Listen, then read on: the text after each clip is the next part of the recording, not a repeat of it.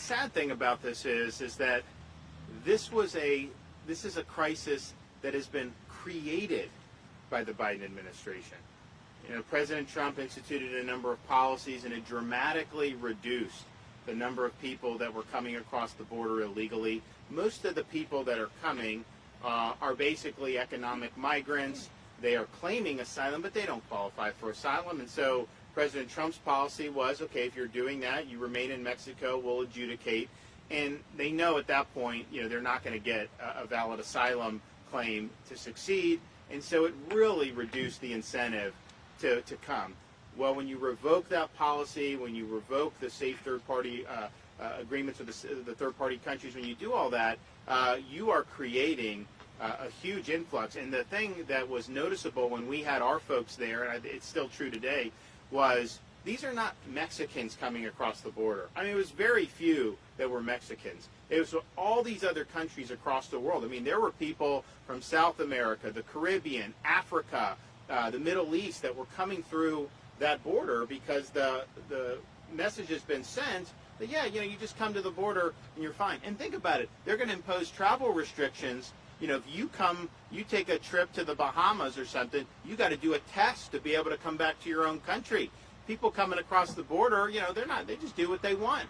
And then Fauci was asked about some of these mandates about the border. He said, oh, that's a separate issue. We'll impose mandates on Americans, but yet the border's a separate issue, and they get to live, you know, they get to come here and not even follow the same rules that the average American would have to follow. So this is really nuts. So this is avoidable.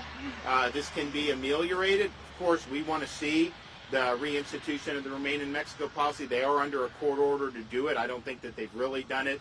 I think they're dragging their feet. Our lawsuit, we've already gotten some positive results out of it. Hopefully we'll be able to get over the hump and get some more. But in the meantime, you know, we've got to be able to take action. We've got to be able to take steps to protect our folks. So that's what we're doing, and I think these are really strong steps. Unfortunately, we're limited in terms of what we, quote, can do.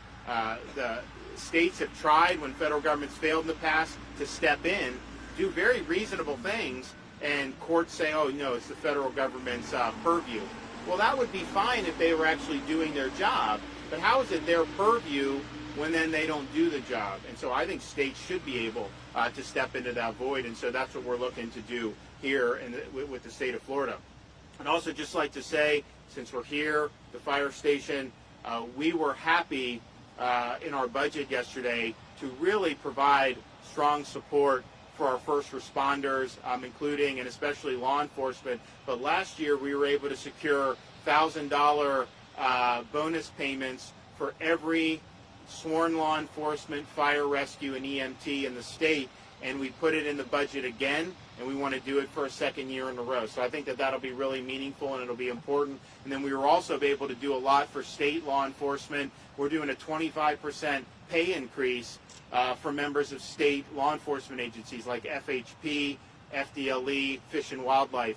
Very, very important. And then new hires, they're going to start out at a level that's 20% higher current.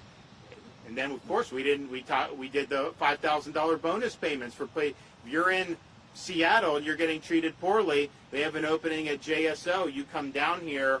You got to be qualified. We want good people, but if you are, you got to be eligible for a $5,000 signing bonus right off the top. If you're a young person in Florida that wants to go into law enforcement for the first time, you get hired by one of our state or local agencies, you're eligible for a $5,000 bonus. That's a big deal, and I think the money's important.